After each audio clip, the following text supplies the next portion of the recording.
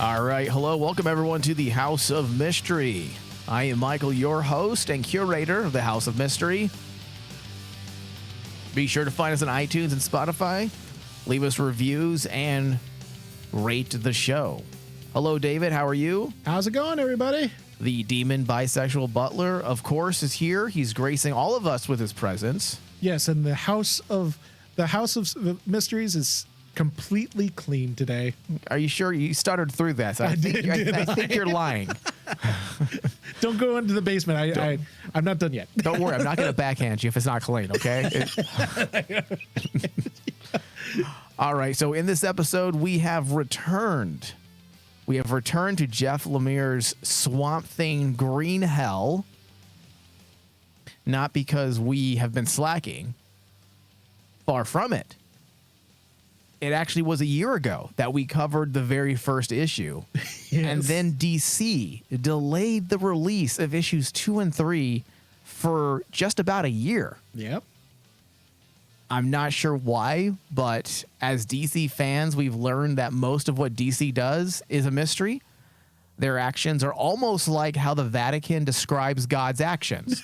Mysterious and beyond human comprehension. I honestly think... Now, this is just an appetizer of my thoughts of after I read Green Hell number 2. Mm-hmm. I honestly think they did this as a vendetta against Jeff Lemire. What do you mean a vendetta? They think they have problems with Jeff Lemire?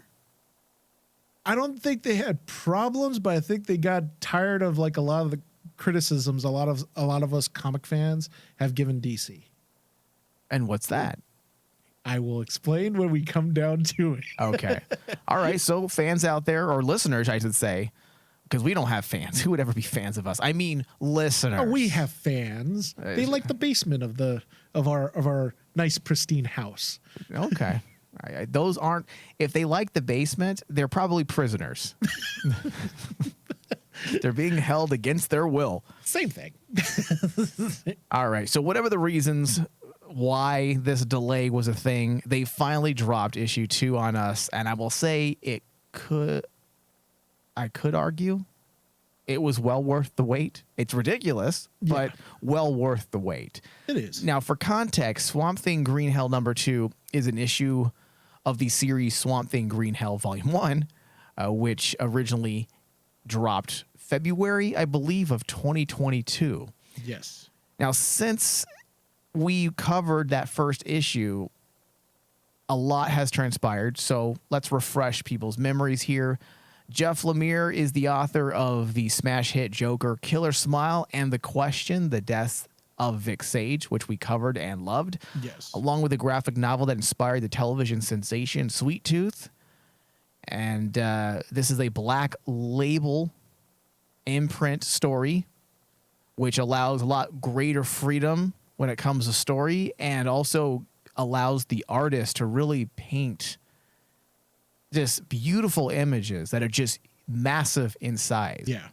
Now, in the story, we are introduced to a world that is all but at its end.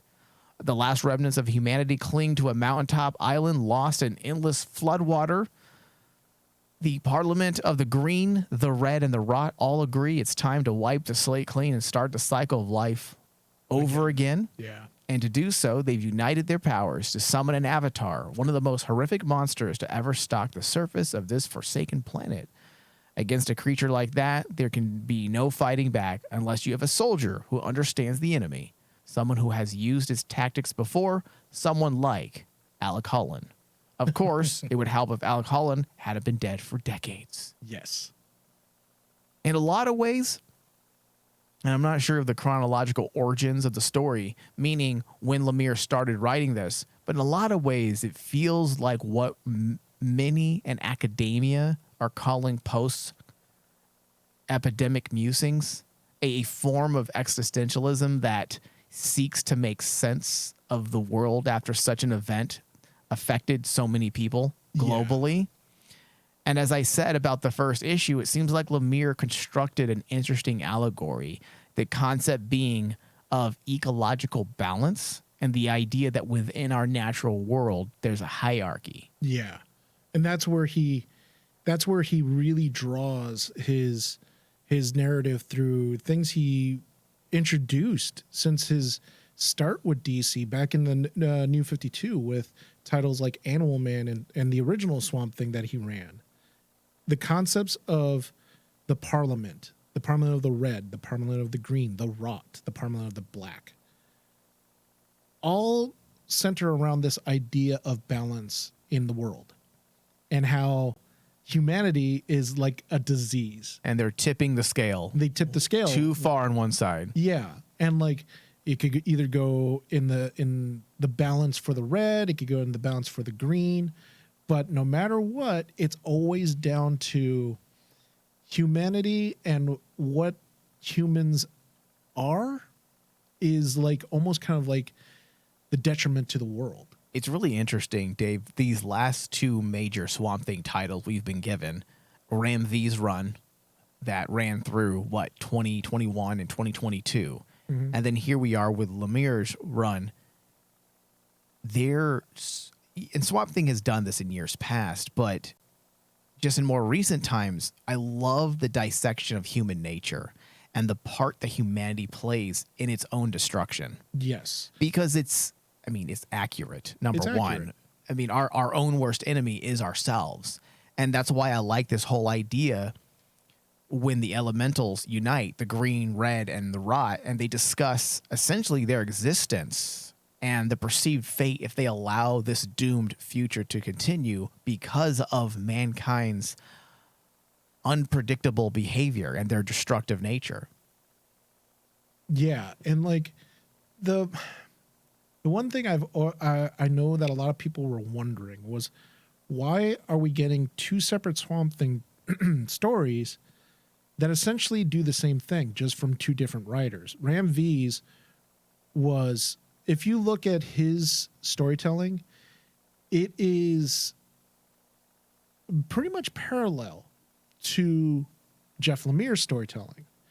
And after this issue, I began to realize, well, that's because Ram V is taking concepts that Jeff Lemire first started and adding on to it. Yeah. You know, in Ram V's series, he's adding on to more elements of the Parliament. He's adding the Parliament of the Gears, the Parliament of, there was another one me and you discussed. Industry. It wasn't Parliament, but they brought in industry into the equation. And like bringing in the idea that the city can talk. Mm-hmm. Stuff like that. He's adding to what Jeff Lemire started and taking his story in another direction, seeing. And it's interesting when you think about it, because Ram V's stance is there's hope for humanity, right? Mm-hmm. Because we saw that in Swamp Thing. Jeff Lemire's status is like the opposite. Yeah. No, there's no hope. Humanity sucks. That's how I am. Kudos, Lemire. You and I think a lot alike. And this leads into what I feel why Green Hell is the way it is, not just story-wise, but also in release-wise. This is Jeff Lemire being able to end his story that he started in New 52. He started a story in New 52 with Animal Man and Swamp Thing side by side. And then his New 52 run abruptly ended because they took Jeff Lemire off and wanted him to do other superheroes because he was doing a fantastic job with Animal Man and Swamp Thing. Obviously, Jeff Lemire didn't want to do that because he wanted to finish his story. But DC editorial mandated that, nope, we're handing it off to a different person. You go off and do, I believe they forced him to go, I shouldn't say force. They gave him a choice to go do, I believe, a Batman title. I think it was Detective Comics. Because his run was so well received. They said, we're going to take one of our best writers and put it on our mainstream flagships. Not letting that writer finish his story. And then this is why Green Hell, I think, is Jeff Lemire's way of closure.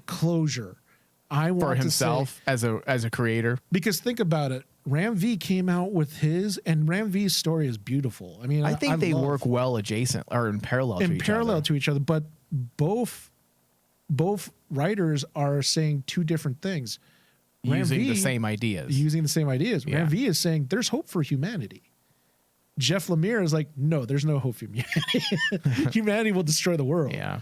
And like, I think that's why Green Hell was made, because Jeff Lemire was allowed, probably because so many of his fans got behind him and said, we wanted to see what your stance was about where does your story with all that end? So, and we'll get into that because I have questions myself. I'm not sure where this original idea came from. What storyline was it? Did you say It was the New 52, and it was his series of Animal Man and Okay. Swamp Thing. All right. Both are different. So Both let's get into that towards the end, because if I would like, hopefully you have that information, because you can possibly direct our listeners who Yeah. might be interested in picking up those stories, so they can have a little more context to what's happening in Green Hell. Although I haven't read them, and I'm following exactly what the story's what the supposed story to be. is Yeah. supposed to be. So if anything, it would be great ancillary information. Mm-hmm.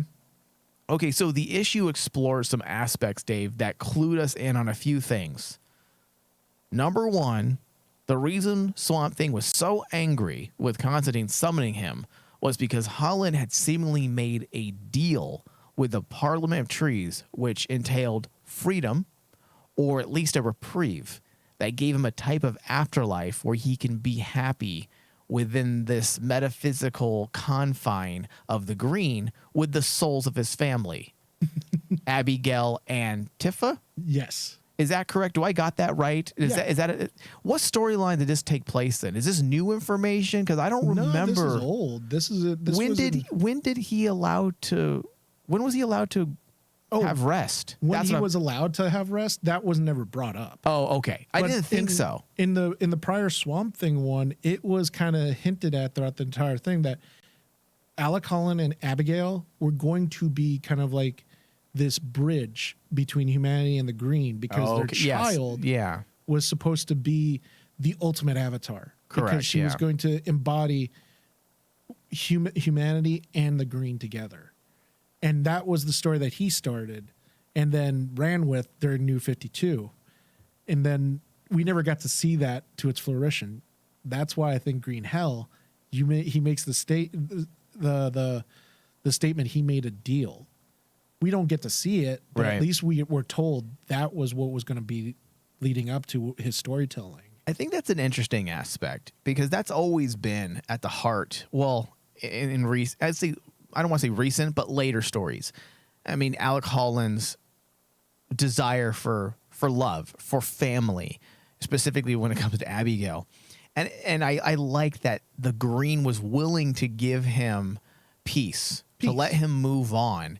But of course, there was some strings attached. Exactly. He was no longer allowed to interfere. And, through this deal, he gave up the last tether, I believe is the exact wording, to his body. The material existence that embodied his consciousness or soul. He was no longer allowed to connect with it, essentially. So understandably, Holland is upset with Constantine for turning his world upside down again.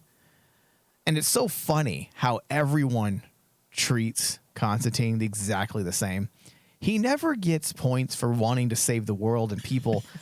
No. He never is given a formal, polite greeting. No, he's not. Swamp Thing, upon seeing Constantine, threatens to kill him outright. Oh, yeah. Yeah, that's the best part. And then when Deadman is summoned later in the issue, he doesn't even greet John. He says, "Save the smartest comments. I heard your summons. What do you need? And what will it cost me this time?" Yes. And do you notice that Deadman Has actually anyone says, ever said hello to John Yeah. Connor? Hey, what's up, buddy? do you notice that Deadman actually says, what is it going to cost me this time? And I'm like going, dude, Constantine's just a dick. He does fuck over Deadman quite a bit. He fucks over everybody. But Deadman has been at the end of that a lot. But the best part by far is that's an element that was very heavy, if you think about it, back in the New 52. Constantine would make deals that basically would fuck over his friends, and he would basically say, it's for the better good. And it was. We discussed this in our breakdown of Hellblazer issue 2. Yes. That he's essentially a consequentialist. He believes in maximizing the greatest good. And if Greatest that good. means breaking a few eggs so you can make that omelet, so be it. Well, did you notice that he did make that? I think it was the dialogue with Dead Man where he says something on that thing that he needs to actually do this, even though you got to actually break a few eggs, I believe he said. Oh, did he actually say that? I think he says that. And I'm like going, yeah, this is the Constantine that we all know and we all understand. Yeah. It's just funny that basically at the end of time where, essentially this storyline is supposed to be saying this is the end of the world. All the heroes are gone. These are only a few fragments of the heroes left. Constantine's the last one, and the way the dialogue between him and Deadman go, it seems like Constantine's the one that basically is the only one that says, yeah, I've had to actually make a lot of sacrifices, but you guys actually allowed it, and it's okay because it's for the better good. But then you go, well, look at the world, John. It's terrible. Yeah. I definitely like the Constantine stuff. There wasn't a lot there, but the stuff that was there was spot on. It makes me want Lemire to do a new run for Black Label under the title of the Trenchcoat Brigade. Oh, I would love that, dude. We know he could write The Question because the Question series he wrote was fantastic, and he seems to be understanding based on this issue. It seems like he understands Constantine's characterization as well. Yeah, I mean the characterization of all the characters are just spot on, and you would want to see that.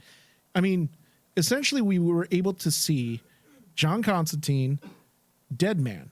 Out of the Trenchcoat Brigade, that leaves the Phantom Stranger, who I think is honestly one of the most undervalued and unappreciated characters in all of DC Comics. But that's only because, in my opinion, they kind of nerfed him in the New 52.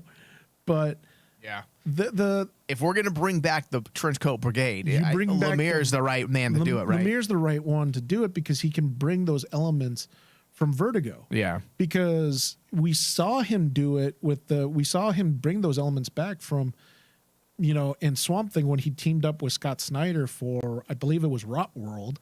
That was volume 3 of Swamp Thing.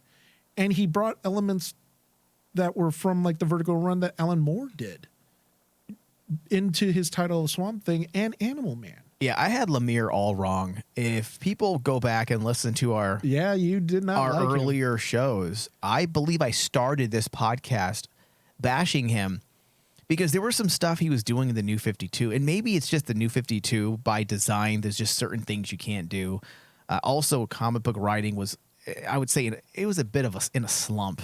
It was. Early 2011 or the early 2010s. Within those surrounding years of the New 52, I didn't particularly care for the writing at that time. I think no one really did because it just seemed so directionless. Yeah. There was no direction to it. You have these really cool elements, but it goes to the one criticism that I have harped on both companies. They have great ideas. They got great ideas. But then they basically say no follow through. No follow through because they basically see it as, oh, well, that writer's doing fantastic. Let's take that writer, rip him from his book, and put him into one of our flagships because his writing is going to better our flagship and better our sales. Yeah, that's what it comes down to, and it's sad, but this is the price we pay in comics today, and that's why. When I look at, especially in New 52, the one thing that taught me was like, I look at a series by writer in totality. I try not to look at it as, a complete run when it's done by 2 writers. I look at just the sole writer's totality. And Jeff Lemire's run in DC 52 was one of the best because he had 2 of the arguably best-selling titles at the time. Or he must have been. The titles you read must have been great because the stuff I read from him during the New 52 era was not very good. Well, because there came a point when he was given characters he didn't care. he didn't care about. He didn't want to do. He's the one, I believe that, yeah, he wrote the Constantine, New 52. Yeah. The opening several issues, and I just did not like them. Because he was thrust into there because people, this is just speculation, mind you, but there were people that basically felt he did so well with other darker characters. Let's throw him at Constantine and have him tell his version of Constantine. When in actuality, Jeff Lemire got dropped a character that he barely had any time to get attached to. Yeah. And like you had him get attached to Animal Man and Swamp Thing. Now you're telling him, no, we want you to get attached to John Constantine now. Forget those guys. And maybe he just found, his groove, because bringing it back to Green Hell, everything he's doing within these issues so far, it works on multiple levels. So let's get into this issue officially and start breaking down the key narrative moments. So though Swamp Thing was upset for being disturbed, he wasn't going to stand by as the Parliament of Trees destroyed humanity. Yeah. And he was then punished for interfering. And the Rot, the Red, and the Green decided that a single avatar will not suffice, so they raise an army in the same vein as the Greek epics. It felt very much like Jason and the Argonauts against the skeleton army. Yeah. The great part about this is that it really worked for me was how they framed the impending chaos and the initial confrontation between Swamp Thing and the elements. It feels like they're posing questions in relation to existence, especially when you start really digging into some of the narration or the voiceover of Alec Holland. So it feels like they're posing questions in relation to existence, purpose, and possibly even one's own mortality. I mean, Holland asks if this will truly be his end. Yes. He's overwhelmed by pain, destruction, and horror. Yes. All key factors, mind you, in this post-pandemic world we live in. That's why what I said at the top of the show matters more now that we're discussing the issue itself and the narrative and the story aspects, because you can start to see a strategy here. As I mentioned, a lot of writers post-coronavirus have delved back into an existential spirit in a way that we have not seen since the early part of the 20th century. And now it's starting to find its way in lots of our writings, comic books, television shows. And this feels like more of that. When you have a character asking, is this my end truly? And his senses are being overwhelmed by uncontrollable pain and destruction. What does that sound like? It sounds like the confusion and chaos that we're living in currently. Exactly. And like, that's where this story really, really excels. I think I was very kind of like, what's the word? I forgot, but I was very kind of like reluctant about the title, because like we're only getting 3 issues of this, yet he's dealing with such a deep and engrossing statement about the world. How can you do that in 3 issues?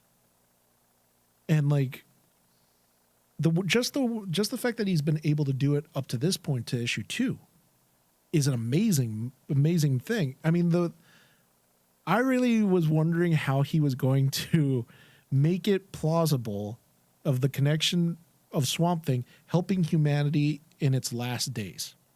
How are you going to do that and make it believable? Throwing in the opposition of Constantine and the idea that he was in a sanctuary, that he found peace, right? And now he all he wants to do is get back to that peace. But now the Green is like saying, no, you are never going to be allowed in that sanctuary. It takes that element of Alec Holland as a human, Yep, and ramps it up, because now his motivation becomes Well, he's not going to do this because he knows that Abby and his little girl would never look at him the same way if he doesn't help humanity. Because simply looking at that child reminds Holland of his humanity. Well, it's interesting you bring that up, Dave, because that's pretty much the direction I was going into. Because they have a very interesting moment that they frame out. I believe in page 9, there's a comment that's made by the little girl, and she tells Swamp Thing, I was born into it. I didn't do anything. And essentially she was trying to understand, why is this happening to me? I've done nothing. I was born into this. I didn't destroy the world. Yeah. I inherited this. Is this an ideological statement on the whole notion of the sins of the father? Because we know that Swamp Thing at its core is usually about, or usually makes a statement, an ecological statement. And we know that the times we live in, as many people will, I guess many people believe, climate, global warming, and how we have pushed this earth to its brink, and that the ones who will pay is not the ones currently living. The ones who will pay are the ones we leave behind, our children. Yes. So the sins of the father affect the children. And think about it. And is that kind of the connection you were going with as well when it comes to his daughter? Yeah. Especially like when you think about like that we all have a responsibility. We have a responsibility. Yeah. And like think about how this story first started. We are dealing with, yes, it is a Swamp Thing tile, but in actuality the main characters is, I forgot the little girl's name, and her father. Mm-hmm. It's a father-daughter dynamic again. It's the father trying to make his daughter's life better. Even if the world has gone to shit, he is trying to make the world a better place for his daughter. And then in the issue 2, you bring in Swamp Thing. And my favorite moment is actually right before that, or no, it was after. It was after the little girl tells Swamp Thing that she was born into this world. She didn't kill the world. There we go. Yeah. And when Swamp Thing is confronted by the Parliament, and he basically has that memory of his daughter and Abby, and he says, my daughter would not forgive me for letting humanity go. Yep. And that strengthens that whole ideological statement. It strengthens it. And now we're seeing that formula, that really solidified thread, that theme that Jeff Lemire is going about, how like the sins of the father, how we inherit our problems. Yeah. How we inherit our issues and we pass them down. And it's only like until we actually face those issues and deal with it and try to do something about it, that's how we'll make the world a better place. Yeah. Much like how the little girl's father is. Yeah.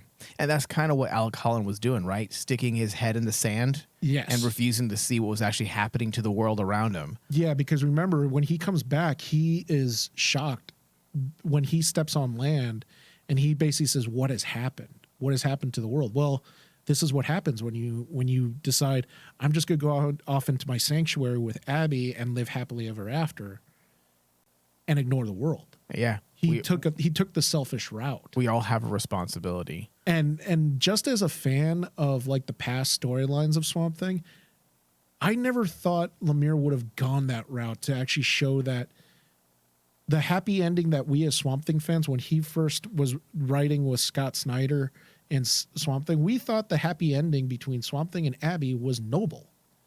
Yeah. But here, it's almost, Jeff Lemire turned it on its head and basically said, no, it's a selfish choice, because Alec is making that choice by literally ignoring the world. He ignores his responsibility as the Avatar. Right. So in a lot of ways, his choice is his noble choice is actually what dooms the world. Yeah. And then suddenly now humanity has to inherit that problem that Alec created because he chose a selfish choice. Yeah. It's pretty interesting how they're tying in everything and making it work, all those different themes and even those ecological statements, our responsibility, sense of the father. There's a lot of components. That's why I said to the first 2 issues so far. that's a lot of components, but it's only 3 issues. It's only a 3-issue series, if I'm not correct. Which, I haven't read issue 3 yet. I have it, but I haven't had a chance to look through it. But if the story ends well, if he continues his style of writing Jesus, I'm losing my train of thought, David. If he continues to write the hell out of these issues, then I'm sure he'll bring this story to a satisfying conclusion, because look how much he's done with just 2 issues. Mm-hmm. Because even though you can point to issue 2, you could say it's a negative that there really isn't a lot of plot progression, because there really isn't. There isn't. Almost none, honestly. When you look at where we ended with issue 1 and where we ended with issue 2, we're almost exactly where the first issue started, except Swamp Thing has made his appearance. A lot of it is cerebral, though. As I mentioned, it's like a type of a metaphysics where we're inside of this world and we're trying to figure out where his head's at and his family and his loved ones, the deal he made with the Parliament of the Green or the Parliament of the Trees. So it was more, I don't want to say it was plotless. I mean, obviously there's plot there, but it was more filling in the gaps. Yeah, it is more, just like what you said, psychological. Yes. This is psychological storytelling. I mean, yeah, a bit. Yeah. When you look at the characters, especially that he chose, the characters that that he brought in for Swamp Thing are all characters that have made questionable decisions based on good intentions. Deadman, we know, has made many decisions in comics that are very questionable morally. But it's masked as he's doing it for the betterment of the better for the good. Better for the good. Better for the good. Are you losing your mind as well, David? The betterment of humanity. There's where I was. The betterment of humanity. You mixed that up with the greater good. The greater good. But and then you have Constantine. Yeah. Who is just like what we mentioned earlier, is kind of like the type of character that will make a decision that we know is immoral, but to Constantine, it's for the greater good. He's trying to save the world. Swamp Thing made a choice because he felt he just wanted to actually have something good for a change. You're right. When you think of how tragic that character's history is, how he was born, his origin, what he's been through, being treated as a monster. Yeah, honestly, it makes sense that he would just want to live happily ever after with someone that actually loves him. Yeah. And actually create a family that is a loving environment. Of course. That makes sense. But because he does that, it has its consequences. Yeah. And so, David, the question I have, though, is who's Maxine Baker? So, by the end of the issue, Constantine and Deadman make their way to Nanda Parbat, where we are introduced to Maxine, a.k.a. Animal Woman. Yes. So, do you want to fill us in? Okay. On who this character is and why she's important to this particular story? Yes, sure. Because not a lot of people know about this character. He's a very underutilized character, but when Jeff Lemire wrote him, he became the hottest character during the time. Everyone wanted to read the series, and it's Animal Man. Maxine is the daughter of Buddy Baker, who is the original Animal Man. He is the original avatar of the Red.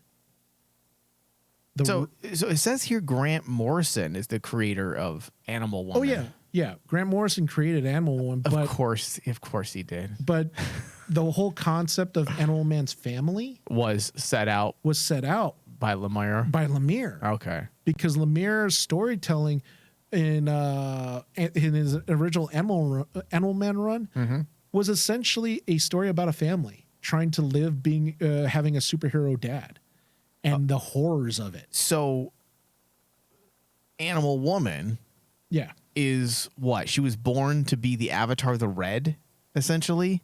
Is that Essentially, correct? yes, because Buddy Baker was the original Avatar. So if Buddy Baker gets removed from the equation, his bloodline is the only ones that could be the Avatar of the Red. Okay. It was supposed to be a son. So now we didn't see this, but Lemire coming back and say Maxine, the daughter, the youngest of the Baker family, was the one who ends up becoming the last Avatar of the Red, means that her father died and her brother died. And her mother is Ellen? I forgot the mother's name. I think it is. Yeah, she was the old woman that was also in the issue. Her name was Ellen, I believe. Yes. So yeah, Ellen Baker. Ellen Baker. And that in itself is also kind of like a tragic thing, because the Animal Man series was actually really well done, and the whole premise and themes in it was the strength of family and how Buddy Baker was being the superhero, and his children had to watch their father on the TV and on the news doing all these superheroic things, but it was super dangerous. Like, that's when they brought in the idea of the different parliaments attacking each other. And you had that's when the Rot showed up and attacked Animal Man and put his family in danger. Okay, so also in The Hunt, the totems of the Parliament of the Limbs Yes. explained to Maxine, and this is what's important to this particular issue, that she was meant to be the Avatar of the Red from the Yes. very beginning, and Buddy, which is her father, was merely meant to protect her and train her until she was ready to lead in the fight against the threat of the Rot. So if they're taking that story element and Yes. putting it into this issue, we can see now the direction we're going in issue 3. For some reason, she has pushed her birthright aside Yeah. for whatever reason. And we're going to find on issue 3 that she's going to have to take that mantle and become the Avatar of the Red. Yes. And if she does so, we can now see how Constantine and Swamp Thing will indeed have a powerful ally against the fight, specifically against the Rot. Because if she was designed to fight against the threat of the Rot, well, there you go. And Alec Holland can then fight as well, side by side. Side by side. It's a good team up. It's a good team up. Makes sense. They were essentially, when you take a look at the two characters, they were made for each other to team up. And when Jeff Lemire was writing, we were all expecting this collision to happen. And that's when they introduced Maxine in this, I immediately went, oh, the reason behind this series is because DC is allowing Jeff Lemire to give his ending that he was never able to give back in 2012. That's when he wrote for Animal Man and when he wrote with Scott Snyder with Swamp Thing. That was like 2012, 2013. And now we got Green Hell. This was going to be his conclusion, which, dude, it made me slightly angry, but also slightly happy, because like, if Lemire was going to go this tragic route, I don't know if his series would have been as loved as it is today. Really? Because a lot of people really loved his run with Scott Snyder and Swamp Thing, and his run and Animal Man in New 52. And more or less when he left, a lot of people were like, oh, it's too bad we don't get to see like, his conclusion, because everyone under the sun, probably fan-wise, was thinking we were going to get a happy ending. Green Hell shows us no, Lemire was actually thinking that he was going to give a tragic ending. Well, either way, no matter how you look at it, even if they defeat the parliaments, Yeah. the world has still neared its extinction. Yeah. So it is a tragic story. It's a tragic story. It's also a morality tale of sorts. And it goes to like what we said earlier. For me, I realized that Jeff Lemire's story is the opposite of Ram V. Ram V is more hopeful, I think. Yeah. I think Ram V's ending, because we saw it when he did I think it was Future's End? Future State. Future State. We know what his ending was. Because even though that was bleak in itself, it still had hope. It ended with hope. Yeah. This one, Jeff Lemire's ending is not going to be happy. Well, because either way, I don't see Alec Holland being able to go back to his family. No, I don't think so. So even if he wins, I don't see there being a play, especially if he went against the deal. But we'll see. Issue 3 we'll be covering soon. David, I want to bring the show to an end. My final thoughts are I loved it. It was a great installment in this 3-part run. It's not as strong as the first issue. No. But it did do what it needed to do. It filled in the blanks, gave us a few extra questions, set things up for the final issue. I will give this issue a 90%. So even though it's not as good as the first issue, it's still really strong. Yeah. There's a lot of intent, a lot of purpose, a lot of clever aspects to this issue. What about you, David? What's your RMD score? I gave this one, as funny as it sounds, because I have come to this conclusion that this was Jeff Lemire's swan song, and that's why we get the way it's story told. It kind of hurt my score because essentially you have to know the backstory of everything to see how tragic. Do you, though? I mean, I don't know the backstory, and when it comes to the true tragic nature, of then everything, yes, possibly there's an argument to be made. But based on just the first 2 issues, I don't feel like a reader coming in is going to have questions. I feel like he's giving us enough information so that the reader, who may not be privy to his other work, is well aware of what's happening in the story. Oh yeah, and that's why I kind of hemmed and hawed about my score, but at the end, I came up with a 88. Okay. Because I wanted to be with you with a 90, but there was just something that bothered me that I'm like going, it left a bad taste in my mouth at the end when I actually realized, oh man, this is actually his swan song. This is most likely why we've been waiting for so long for it, because DC's like going, he's waited this long. We'll make him wait longer. We'll make him wait another year because we made him wait since 2012 to actually get here. They're going to release 1 issue a year. Just to slowly torture him. Okay, so over at Comic Book Roundup, the general critic rating for issue 2 is 9.1. It's actually higher than issue 1, which was 8.5. Well, that's curious. Because I think all the fans are becoming to realize that if you're a fan of Jeff Lemire's run in DC, just in general, this is something that you need to be reading, because this is his culmination of what he felt his DC story was going to end. Yeah. The user rating is a little bit lower. It's 8.9. So still not bad. It's still a very high. In fact, the overall score is sitting at 8.9 from the critical side, and from the average user rating, 88.8. So it's actually kind of close to ours. Yeah. But that brings up a really valid question that I wanted to ask you is like, do you think that that's a bad thing, that basically you need to know the whole story to get really that gravitas of how tragic the story is? I don't feel like you need to know all of that. Yeah. I feel like you knowing all that is preventing you from enjoying this story more fully, because you know what he's doing. Yeah. But if you remove that, it is a close-ended, tight story. It may rely on things that came before. I mean, you're dealing with Constantine, Swamp Thing, and Maxine Baker. These characters come with history. And for the most part, you don't need to know all their history to enjoy the story. And I feel like Lemire is doing a pretty good job continuing his storyline while also making sure new readers can understand and follow.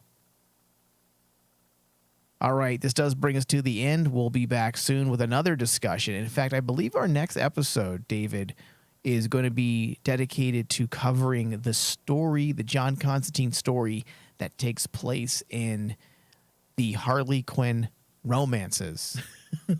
I believe is the name of it. Yes. Which is a one-shot anthology series. So, listeners out there, make sure you catch up on that issue so you can follow along as we discuss. Thank you, David. Thank you.